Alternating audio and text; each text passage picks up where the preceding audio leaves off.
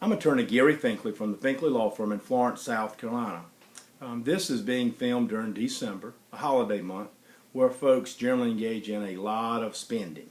In addition to credit card spending, there's a lot of spending. For example, when you buy a car or finance a TV set or finance any other item. And this morning, I wish to briefly share with you a little bit about the cost of credit and what the Truth in Lending Act tries to accomplish to educate consumers. I'm going to show you what you generally see in a credit transaction. This is called your federal box. You note that first your annual percentage rate is noted here.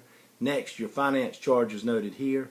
Next, the amount financed is the third block, and that amount financed is the cost that you're purchasing that item for.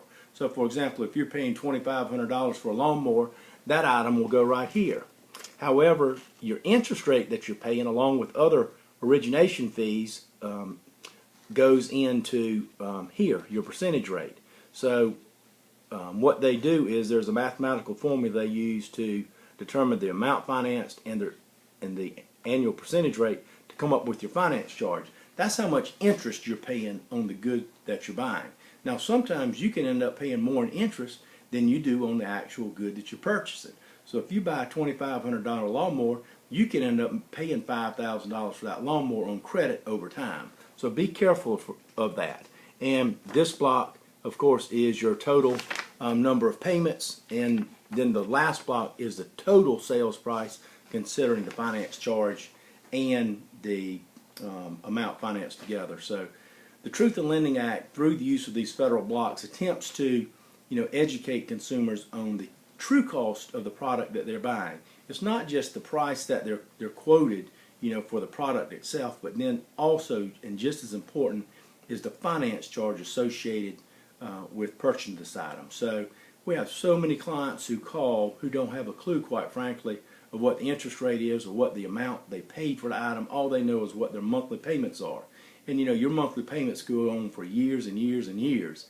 And the true cost that you pay for this item bears no relationship to what it's worth to you. And you make a bad deal. So pay attention to the federal blocks before you sign any transaction. Make sure you study these, look at the amount of the finance charge and the total cost that this good is going to be in the long run, considering the finance charges. Of course, we deal with a lot of consumer legal matters here at the Finklea Law Firm, and if you have any question concerning a consumer legal matter, please call us. And of course, before you purchase anything, we'll be glad to review that contract with you, to explain things with you if you don't have anyone else to bounce your concerns off of. If we can be of assistance, please call me at the Finklea Law Firm, 843-317-4900, or by email, gfinkley@finkleylaw.com, or through our website, finkleylaw.com. Thank you very much.